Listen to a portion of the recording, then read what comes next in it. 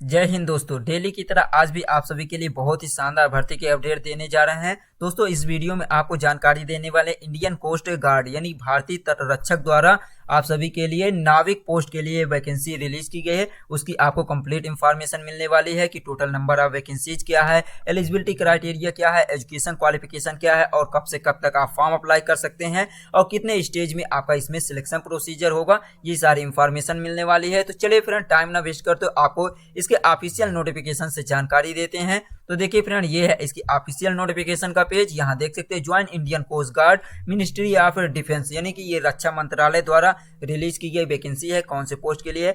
As a Navik general duty and Navik domestic branch के लिए through coast guard enrolled personnel test के लिए है। और देखिए यहाँ पे देख रहे हैं फरवरी 2023 बैच के लिए है। Application will be accepted only online mode में फ्रॉम 6 फरवरी 2023 टू 16 फरवरी 2023। तो यहाँ एप्लीकेशन फॉर्म जो स्टार्ट होगा 6 फरवरी 2023 से और लास्ट डेट एप्लीकेशन की 16 फरवरी 2023 है। तो देखिए फ्रेंड आगे की क्या है इंफॉर्मेशन, यहाँ देख सकते हैं इसमें एलिजिबिलिटी कंडीशन क्या है यानी कि योग्यता के लिए क्या नियम और शर्तें हैं। Online application are invited from male Indian citizen possessing education qualification and age as prescribed below for recruitment to the post of Navik General Duty and Navik Domestic Branch in Indian Coast Guard and Armed Forces of Union। तो इसमें ये देख सकते हैं friend online application में इसमें केवल male candidate जो है भारतीय मेल कैंडिडेट ही फॉर्म अप्लाई कर सकते हैं।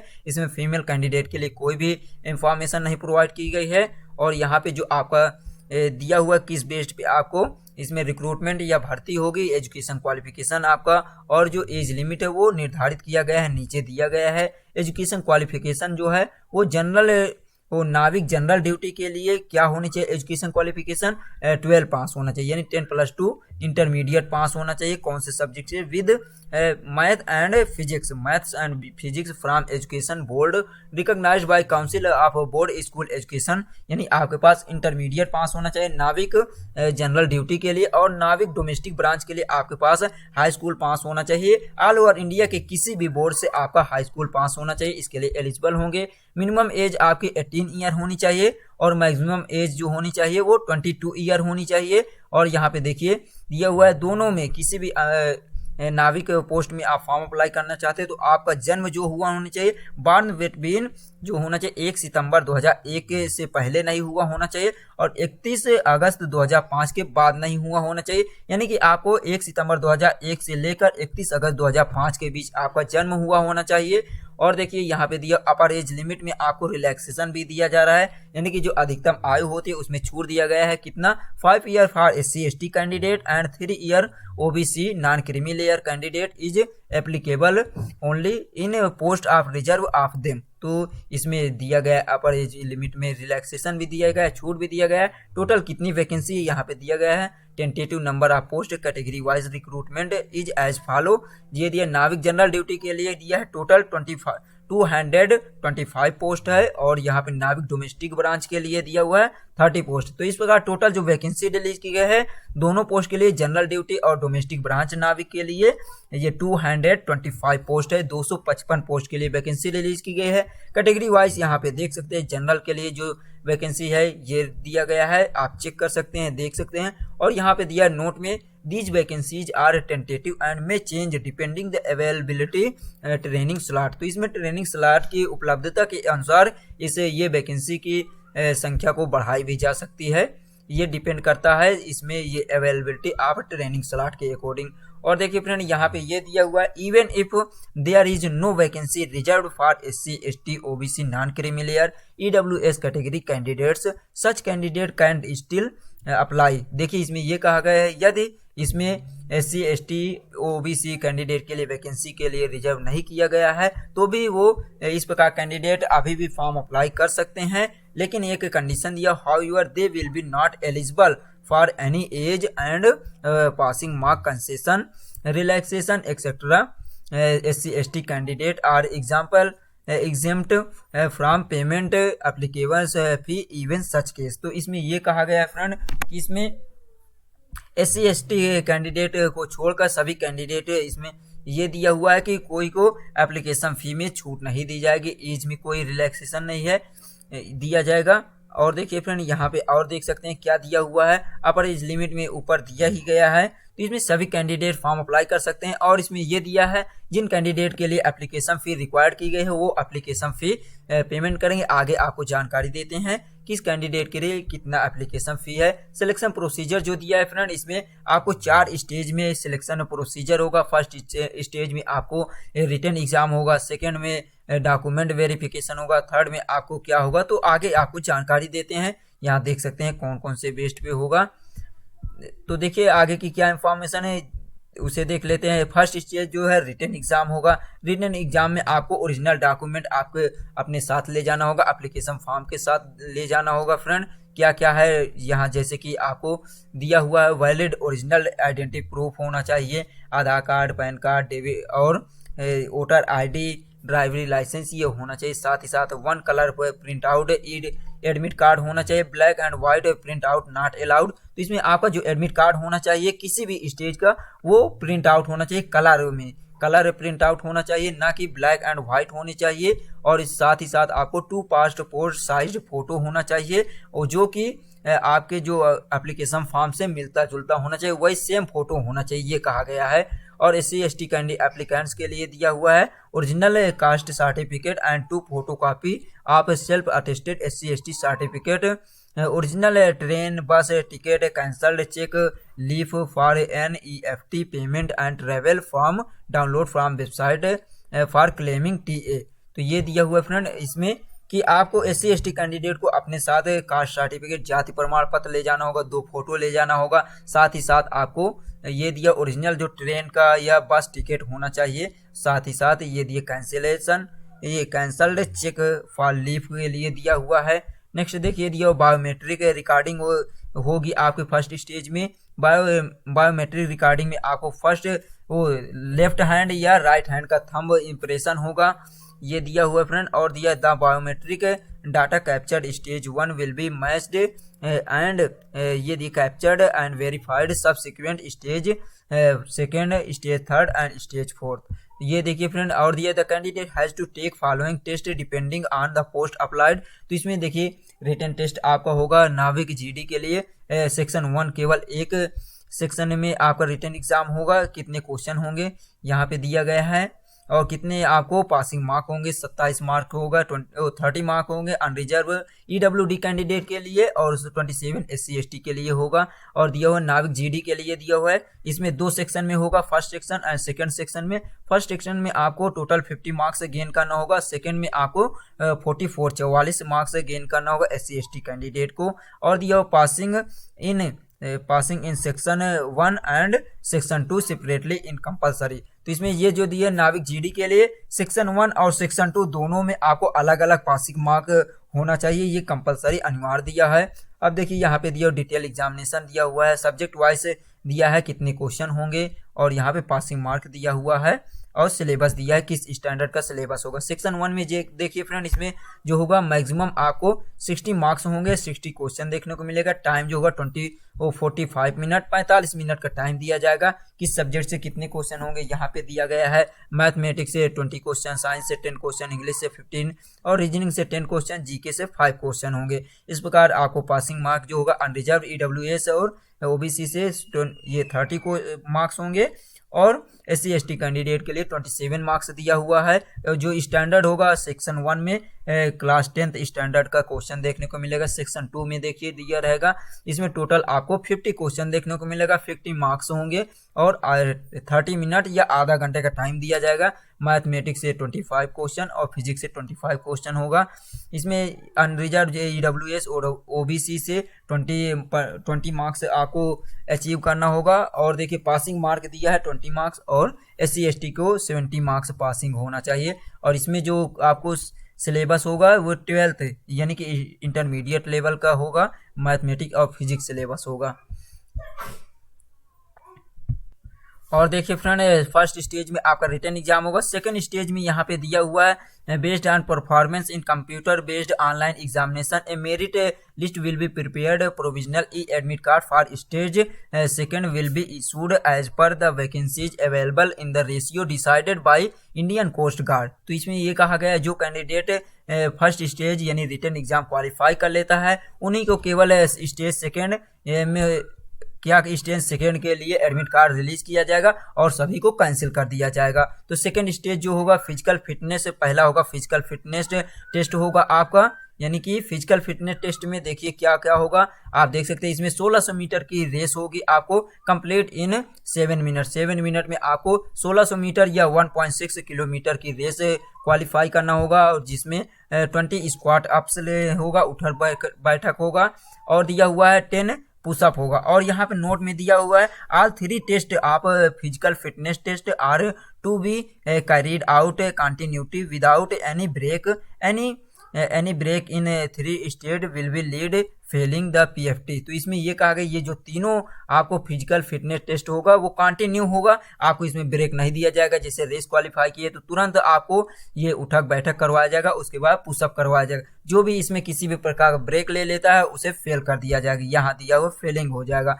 इसी में देखिए सेकेंड नंबर जो होगा ये सेकंड स्टेज में पहला तो था फिजिकल फिटनेस टेस्ट, सेकंड होगा डॉक्यूमेंट वेरिफिकेशन होगा। डॉक्यूमेंट वेरिफिकेशन में ये दिया हुआ आपको ओरिजिनल डॉक्यूमेंट का वेरिफिकेशन करवाना होगा और यदि इसमें भी डॉक्यूमेंट वेरिफिकेशन में भी आपको किसी भी प्रकार कोई मिसमैच होता है, अगर मैचिंग नहीं होता है, फोटो ब्लर होता है या आपका स्कैन नहीं होता डॉक्यूमेंट, तो इसमें भी आपको रिजेक्ट कर दिया जाएगा, आपका कैंडिडेचर या पात्रता को इसमें कैंसिल कर दिया जाएगा। थर्ड स्टेज देखिए इसमें जो सेकेंड स्टेज में थर्ड नंबर जो दिया इनिशियल मेडिकल एग्जामिनेशन भी इसमें करवाया जाएगा। इसमें ये दिया है मेडिकल जो इनिशियल यानी प्रारंभिक जो आपका मेडिकल एग्जामिनेशन होगा, यहाँ दिया मेडिकल ऑफिसर में B put candidate permanently unfit और टेम्पररी अनफिट। तो इसमें आपको परमानेंटली अनफिट कर सकता है और टेम्पररी अनफिट कर सकता है। यदि टेम्पररी करता है तो आपको एक टाइम दिया जाएगा, आप इसमें अपील कर सकते हैं। एक मेडिकल जो इनिशियल मेडिकल होगा प्रारंभिक जो आपका मेडिकल एग्जामिनेशन होगा उसमें आप अपील कर सकते हैं। यहाँ दिया the appeal medical to be completed within 21 days if permanently unfit और within 45 days in temporary unfit after completion initially medical no further review appeal is permissible. तो इसमें ये कहा गया एक बार आपको अपील करने का टाइम दिया जा रहा है जिसमें आपको 21 डेज का टाइम है और यहाँ पे 42 दिया है परमानेंटली के लिए। और देखिए फ्रेंड आगे की जो थर्ड स्टेज होगा, थर्ड स्टेज में क्या होगा based on performance first stage and second stage and all India merit list will be prepared and provisional e admit card stage third will be issued as per vacancy available ratio decided by Indian coast guard. Document ये दिया the duration stage third is 1 to 2 days.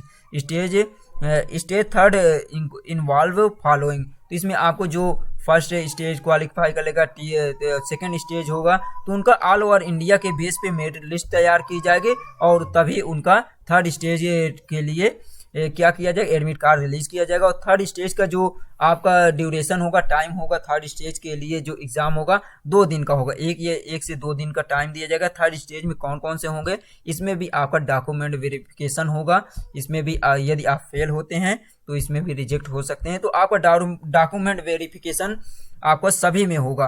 और देखिए first number document verification करवाएंगे third stage में और second number जो होगा final medical होगा आपका यानी मेडिकल एग्जामिनेशन फिर होगा एट INS चिल्का यानी कि इंडियन नेवल शिप में आपको इंडियन नेवल शिप चिल्का द्वारा आपका फाइनल मेडिकल होगा यदि इसमें क्वालिफाई करते हैं। तो तीसरा नंबर इसमें आपको submission of original document police verification and other associate form. तो इसके बाद क्या होगा तीसरा नंबर इसी में आपको ओरिजिनल डॉक्यूमेंट को सबमिट करना होगा, पुलिस वेरिफिकेशन जो होता है वो आपका होगा। और थर्ड नंबर देखिए अदर जो एसोसिएट होगा जैसे कि आपका कैरेक्टर सर्टिफिकेट चेक किया जाएगा, ये सारा होगा और इसमें आप क्वालिफाई कर लेते हैं तो ये होगा। और ये यदि इससे रिलेटेड आपको इन्फॉर्मेशन चाहिए तो आप इस वेबसाइट पर विजिट कीजिए। Official website Indian coast guard .cdac.in पे विजिट कीजिए। यहाँ पे किसी भी स्टेज के लिए आप चेक कर सकते हैं 4 स्टेज जो होगा फ्रेंड, 4 स्टेज, यदि 3 स्टेज आप क्वालिफाई कर लेते हैं तो चौथे स्टेज में आपका ट्रेनिंग होगी। चौथे स्टेज में ट्रेनिंग होगी। यहाँ पे दिया है the candidate who have clear stage 3 and stand in merit, यानी ये मेरिट लिस्ट में आपका नाम आ जाता है तो the vacancies available will be provisionally shortlisted training at INS Chilka. तो आपको 3rd स्टेज क्वालिफाई करने के बाद आपको INS चिल्का में के लिए आपको यहाँ पे शॉर्ट लिस्ट कर दिया जाएगा। और देखिए the candidate are submit all original document and verification of all original document through board university state government will be carried out Indian coast guard. तो इंडिया कोस्ट गार्ड के लिए आपको ओरिजिनल डॉक्यूमेंट फिल करना होगा। Next देखिए कैसे आपको form apply करना है, ये दिया हुआ है। फॉर्म अप्लाई करने के लिए दिया online application will be accepted online only from 6 February 2023 to 16 February 2023। तो ऑनलाइन एप्लीकेशन ही एक्सेप्ट किया जाएगा। 6 फरवरी से 16 फरवरी तक आप फॉर्म अप्लाई कर सकते हैं। Candidate are to log on http join indian coast guard .cdac.in। तो आपको इस ऑफिशियल वेबसाइट पर लॉगिन करना होगा एंड फॉलो इंस्ट्रक्शन को फॉलो कीजिए, रजिस्ट्रेशन कीजिए और ईमेल आईडी मोबाइल नंबर आपको इसमें फिल करना होगा कैंडिडेट। और देखिए आपको ये भी कहा जा रहा है कि आपको अपना ईमेल आईडी और मोबाइल नंबर याद रखना है। और यदि आप किसी भी प्रकार भूल जाते हैं ये दिए हो कैंडिडेट को, तो आपको अपना कैंडिडेट डैशबोर्ड या नहीं ओपन हो पाएगा, लॉगिन नहीं हो पाएगा और आप एडमिट कार्ड नहीं डाउनलोड कर पाएंगे। आगे की कोई इंफॉर्मेशन होगी उसे आप रिसीव नहीं कर पाएंगे। इसलिए और इसके लिए INS यानी कि Indian ICG Indian coast guard कोई भी रिस्पॉन्सिबल नहीं होगा। तो ये था फ्रेंड कंप्लीट इन्फॉर्मेशन। और देखिए अब देख लेते हैं किस कैटेगरी से कितना एप्लीकेशन फी लिया जा रहा है, इसकी जानकारी दे देते हैं।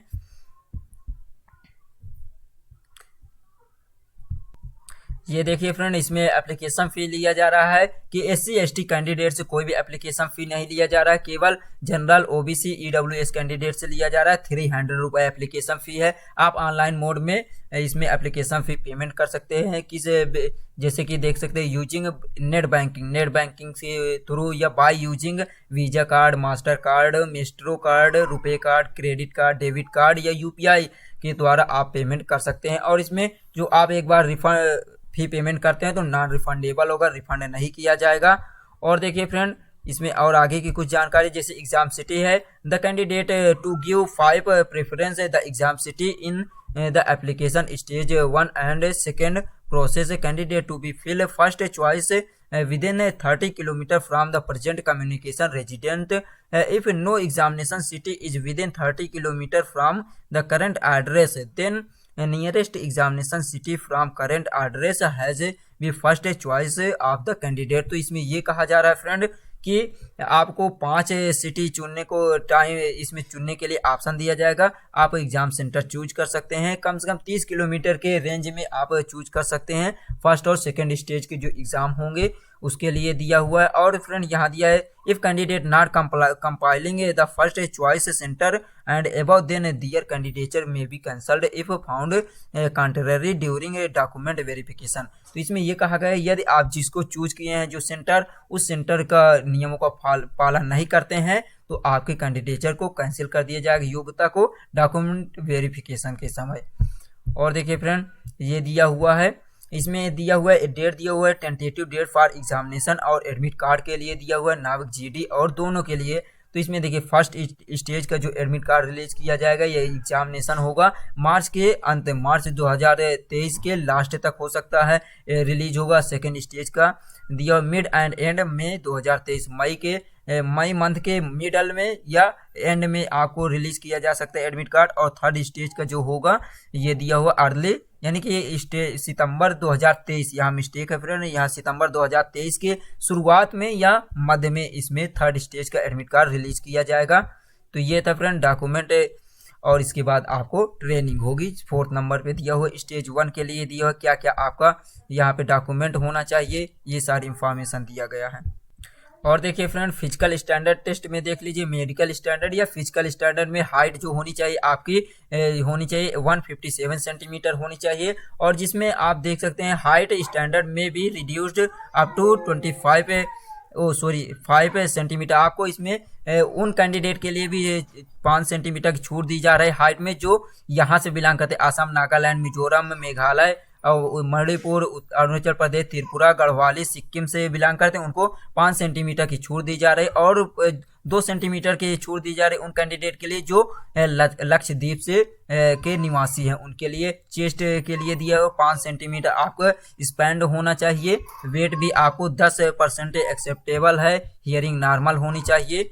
और ये दिया हुआ कुछ आगे की इंफॉर्मेशन। ट्रेनिंग जो होगी आपकी बेसिक फॉर ट्रेनिंग नाविक जनरल ड्यूटी और डोमेस्टिक ब्रांच के लिए दिया हुआ है। कमेंस टेंटेटिव अर्ली मिड सितंबर 2023। तो इसमें आपको सितंबर 2023 के शुरुआत में या मध्य तक आपकी ट्रेनिंग स्टार्ट कर दी जाएगी इंडियन INS चिल्का द्वारा, followed by sea training and professional training in allotted trade. तो आपको जो ट्रेड अलॉट किया गया होगा उसके अकॉर्डिंग आपकी ट्रेनिंग सितंबर के शुरू में या सितंबर के मध्य तक आपकी स्टार्ट कर दी जाएगी। तो ये थे फ्रेंड कंप्लीट इंफॉर्मेशन वैकेंसी से रिलेटेड। यदि आपको किसी भी प्रकार का कोई डाउट है तो आप इसको डाउनलोड कर सकते हैं। इसकी ऑफिशियल वेबसाइट ये दिया हुआ फ्रेंड, आप विजिट कीजिए। ये ब्लू कलर से हाईलाइट है, ये इसकी ऑफिशियल वेबसाइट है। जैसे यहाँ पे क्लिक करेंगे फ्रेंड, ये देखिए इसकी ऑफिशियल वेबसाइट पे आ जाएंगे। यहाँ से ये चेक कर सकते हैं फ्रेंड, यहाँ से आप लॉगिन करके सारी इंफॉर्मेशन आपको मिल जाएगी। और देखिए एक ये है इसके, और एक दिया हुआ है, ये दिया हुआ है